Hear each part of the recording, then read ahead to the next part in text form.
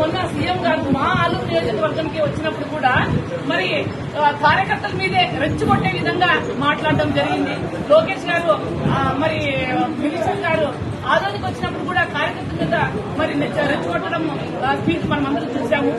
మరి మీకు ఈ ప్రభుత్వం ఇచ్చారు, ప్రజలందరూ కలిసి మీకు ఒక పట్టం కట్టిపెట్టారు. ఈ రోజు నిధులు ఇవ్వండి, నియామకాలు ఇవ్వండి, మరి ప్రతి ఒక్క దగ్గర డెవలప్మెంట్ చేయండి. అంతేగాని మా వైఎస్ఆర్ కాంగ్రెస్ కార్యకర్తల మీద ప్రతి ఒక్క దగ్గర ప్రతి ఒక్క జిల్లాలో నియోజకవర్గంలో మీరు ప్రశ్నించే గొంతులన్నీ నొక్కేస్తున్నారు. ఈ రోజు ఒక కార్యకర్తకి నాకు భయం వేస్తుందన్నా, వీళ్ళు నన్ను అనవసరంగా టార్గెట్ చేసి నన్ను కొట్టడానికి వచ్చినారు, మళ్ళీ మా ఇంట్లో రాళ్లు రువ్వుతున్నారు, అదేవిధంగా కట్టెలు తీసుకొని వస్తున్నారు అన్న, నువ్వు లేకపోతే నాకు దిక్కెవరు లేరు, మీరు ఖచ్చితంగా ఇక్కడ రావాలన్నా అని ఆయన ఫోన్ చేసి అర్థిస్తే అప్పుడు ఎమ్మెల్యే నేను ప్రోటోకాల్ ప్రకారం పోవాలా ఇంకోటి పోవాలన్నా ఆలోచించలేదు. ఒక కార్యకర్తని కాపాడుకోవాలని మాత్రమే ఆలోచించాడు ఆయన. కాబట్టి ఉటావుటిన అయ్యో కార్యకర్తకి ఏమన్నా అన్యాయం జరుగుతుందేమో అని పరిగెత్తిపోవడం జరిగింది.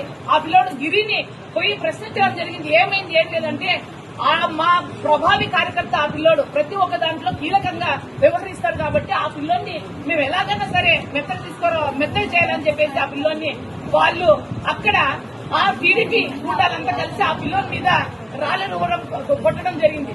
ఈ రోజు మా పెద్దలు చెప్పినట్లు ఇది ప్రీ ప్లాంట్ కాకపోతే వాళ్ళ దగ్గర కర్రలు ఎక్కడి నుండి వస్తాయి, రాళ్లు ఎక్కడి నుండి వస్తాయి. మా ఎమ్మెల్యే గారిని అక్కడ పోయిన తర్వాత వాళ్ళు సామరస్యంగా ఎందుకయ్యా మీరని ప్రశ్నించడం తప్ప ఈ రోజు ప్రశ్నించడానికి 307 చేసి అదే విధంగా మళ్ళీ అట్రాసిటీ కేసు వేసినారంటే ఇక్కడ ఏమన్నా మర్డర్ జరిగిందా, ఇంకోటి జరిగిందా? మరి ఒక ఎమ్మెల్యే ఇంటికి వచ్చి ఒక గూండాల్లాగా డిపార్ట్మెంట్ గాని టీడీపీ గూండాలు కానీ వచ్చి మళ్ళీ తలుపులు ఇరగొట్టి మరి ఎమ్మెల్యే గారు నేను వస్తున్నానంటే కూడా వాళ్ళకి సేఫ్టీ లేకున్నట్లు షర్ట్ వేసుకునే విధంగా మళ్ళీ గడాలు తీసుకుని తలుపులు ఇరగొట్టి లోపల పోయి లాక్కొని వచ్చే పరిస్థితి ఈ రోజు చూస్తున్నాం మనం. ఈ రోజు ఇది చాలా ఖండనీయము. ఎందుకంటే ఈ అరాజక పాలన ఎక్కువ రోజులు ఉండదు. వచ్చేది మా జగనన్న ప్రభుత్వమే. కార్యకర్తలు ఇలాంటివి జరిగితే భయభ్రాంతులు చేస్తే ఇంట్లో కూర్చుంటారేమో అని మీరు అనుకుంటున్నారు. కానీ ఇదంతా తప్పు. ఎంతెంత కిందకేసి బాధ కొడతారో అన్నిసార్లు పైకి ఎగురుతుంది. మా కార్యకర్తలు ఆ పరిస్థితిలో ఉన్నారు ఈ రోజు. ఎందుకంటే మీరు ప్రతి ఒక్క దగ్గర కానీ పెద్ద పెద్ద సభలో కూడా ఎక్కడ పోయినా మా జగనన్న జపం చేస్తున్నారు.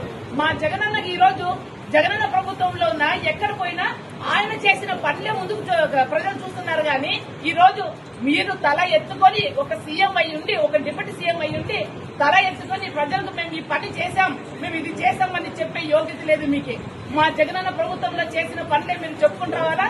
మా జగనన్న కంప్లీట్ చేసిన ఈ రోజు మీరంతా ఓపెనింగ్ చేయాలా? ఆ పరిస్థితి ఉంది. 2.5 సంవత్సరాలు గడిచిపోయింది. ఈ రోజు మీ పరిస్థితి ఎక్కడ చూసినా మహిళలకు అన్యాయము, యువతులకు అన్యాయము, రైతులకు అన్యాయము, ప్రతి ఒక్కరు లేచి కూర్చుంటున్నారు. ఈ రోజు ప్రజాస్వామ్యంలో దీన్ని చాలా ఖండిస్తున్నాం. ఈ రోజు మా ఎమ్మెల్యే విరూపాక్షని తక్షణమే విడుదల చేయాలని ఈ రోజు ప్రతి ఒక్కరు డిమాండ్ చేస్తున్నాం. నా అవకాశం ఇచ్చిన అందరికీ, మా కార్యకర్తలకి అందరికీ నా హృదయపూర్వక ధన్యవాదాలు తెలుపుతున్నాను.